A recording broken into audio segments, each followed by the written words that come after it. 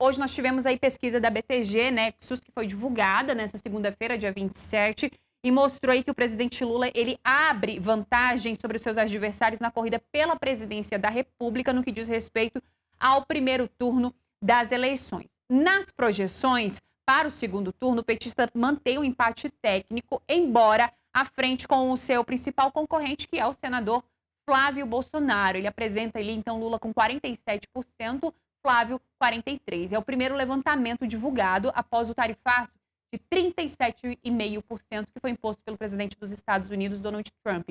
Essa é importante destacar, 25% foi aquele anunciado, mais 12,5% de trabalho forçado, juntou as duas tarifas e deu esse montante aí de quase 40% de tarifa.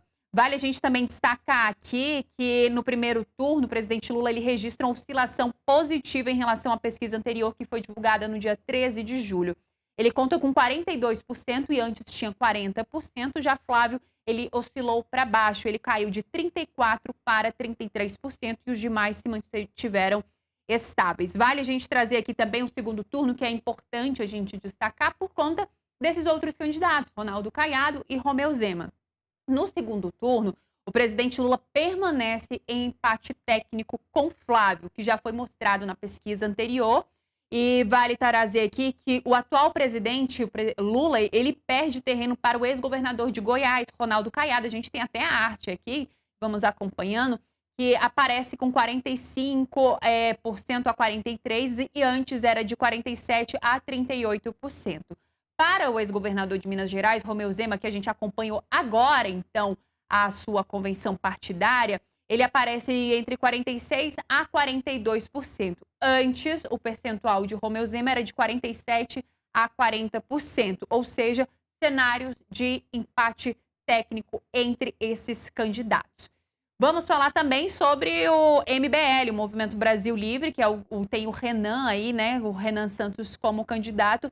Lula acabou perdendo também terreno para ele, de 47% a 39%, e antes era de 49% a 35%. O que a gente vê nesse momento, mano? Um embaralhamento total. Importante trazer, que essas pesquisas eleitorais, elas são pesquisas de momento. Vamos trazer aqui os dados. Ela foi realizada entre os dias 24 e 26 de julho por telefone. Foram entrevistados aí 2.004 eleitores, a margem de erro é de 2 pontos percentuais, com intervalo de confiança de 95%. Essas pesquisas, mano, anima esses candidatos? Sem ser, vamos tirar Flávio Bolsonaro e o presidente Lula, porque a gente vê várias análises que eles atingiram ali o seu teto, Agora eles precisam cativar os outros eleitores. E cabe também a Romeu Zema, a Ronaldo Caiado, também cativar esses eleitores que ainda estão indefinidos, que não sabem se votam em Lula, se votam em Flávio Bolsonaro, não votam em nenhum, vou votar em Ronaldo Caiado, vou votar em Romeu Zema. Como é que a gente pode avaliar, nesse momento, essa pesquisa eleitoral? Dá um ânimo aí para essas candidaturas? Certamente anima, sim. Em primeiro lugar, porque fica muito claro que, do ponto de vista macro, quando a gente fala de eleição presidencial, o Brasil tem dois públicos consolidados, o petismo e o antipetismo. Então, você é capaz de modificar quem está na cabeça do grupo antipetista sem ter uma variação tão brusca de intenção de voto num segundo turno. Então, isso por si já dá uma robustez, de minimamente competir contra o presidente Lula, seja quem for o segundo candidato, porque estamos falando de uma intenção de voto ali empatada na margem de erro. Então, isso é muito significativo.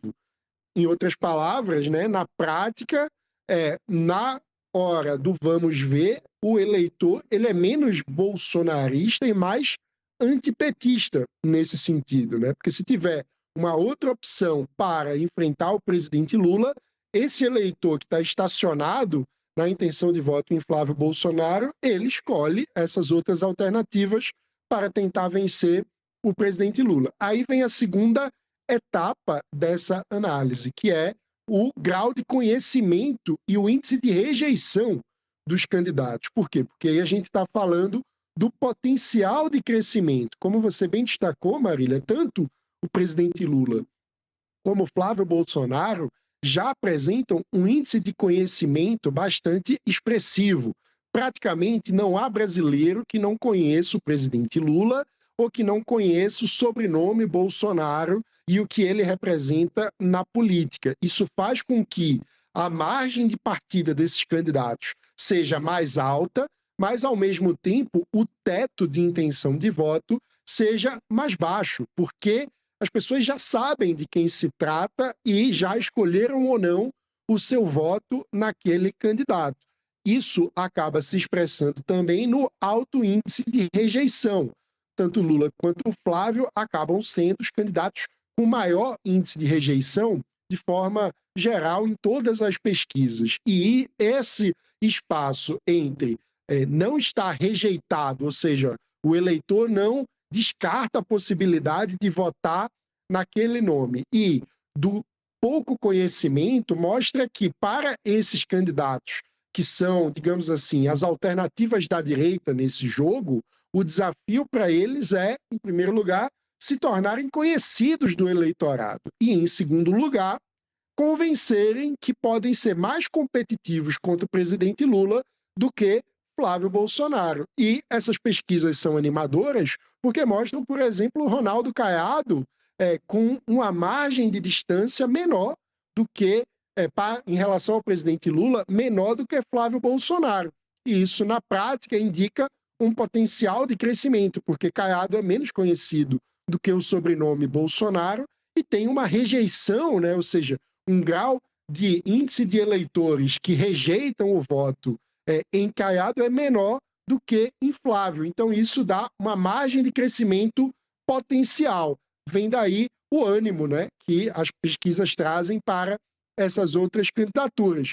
Mas, claro, para que isso se reverta do potencial num voto efetivo, tem um longo caminho e esses candidatos precisam construir uma comunicação efetiva que seja capaz, em primeiro lugar, de atingir esse eleitor e, em segundo lugar, de convencer esse eleitor de que se tratam de opções melhores colocadas e mais competitivas contra o presidente Lula do que Flávio Bolsonaro, que hoje tem esses votos estacionados nele no primeiro turno.